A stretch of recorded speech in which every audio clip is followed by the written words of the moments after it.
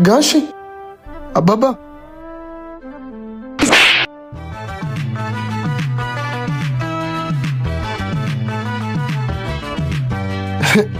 አየኔ አባ ይበቃሃል። በቃ ፏ ብለሃል። ለስንተኛ ጊዜ መስታወት ስታይ ራስህን ስታስተካክል? ቆይ ልትነጥቀኝ ነው እንዴ? ደግሞ መድኃኒት ሰዓት ደርሷል። እንካብላ ዋላስ ያንተ አባትም አይደለው? አላሳፍርህም? ደግሞ ልጅቷ የደና ቤተሰብ ልጅ አላልከኝም ነበር እንዴ? አይ አባባ እሷ ናት። መጣሽ መሰለኝ። እንካያዝ እስኪ አባ። ሄሎ መንገዱ ምንድነው? ሰፈር ሲያስጠላ። ያው ታውቂ የለ እኛ ሰፈር ውሃ እየተሰራልን ነውና ለዛው ነው መንገዱ የተቆፈረው። በቃ መኪናውን ዳር ላይ አቁሚውና ነይ፣ ደርሰሻል እኮ። እሺ መጣው። እሺ በቃ አባ ምግቡን ለማሞቅ እችን ብላንተ። እሺ እስከዛ እኔ ደግሞ የወደፊት የልጄን ሚስት እቀበላለሁ። ወጥቶም አይቀበለኝም። አይውሻ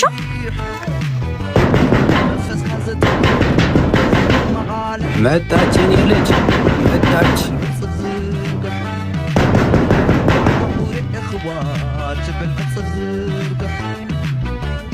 የጆ ቤት ነው አይደል? አዎ የኔ ልጅ። እና ምን አባቱ ነው ቶሎ መጥተው ማይከፍተው? ተይ ልጄ፣ ጥሩም አይደል። ዝም በል እባክህ። ምን አገባ? ጆ አንተ ጆ፣ ይሄ ምግብ ያንተ ነው? አዎ ልጄ፣ ፀሐይ ላይ ተውኩትም አይደል። እኔ እኮ መች እንደሚሰማኝ ገና በሁለት እግሩ ሳይቆም እዚህ ቤት ውስጥ እየኖረ የኔ ቢጤ ይሰበስባል። ተይ ልጄ ተይ፣ ክፉ አትናገሪ። ደግሞ በወልድ አላደርስሽም አንተ ምትይኝ። አላከበርኩትም ለካ። ፊልም ላይ የምናየው ለካ እውነት ነው። እንደዚህ አይነት ቤት ውስጥ የሚኖሩ ሰዎች ተረት ይወዳሉ። ጠብቀኝ እዚህ ጋር።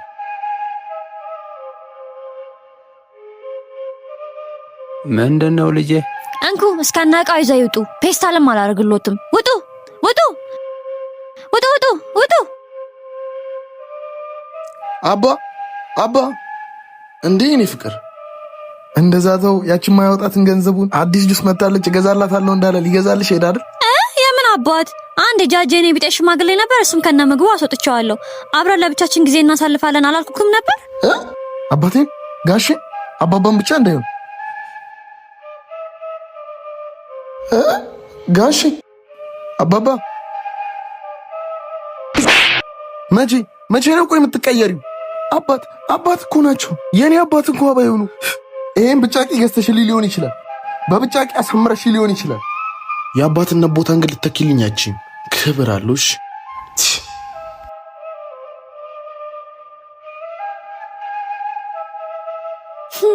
በዚህ ደቃቃ ሽማግሌ ሊቀይረኝ ብቻ ባልሆነ። ትሰሚኛለሽ?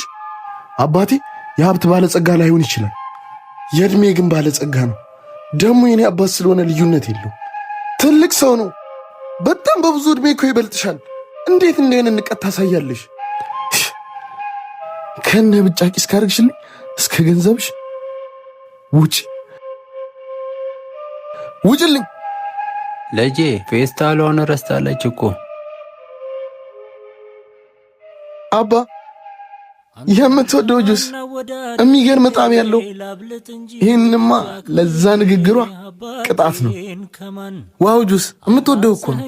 ምግቡን እስካመጣልክ እችን አትጎነጭም? እሺ የኔ ልጅ።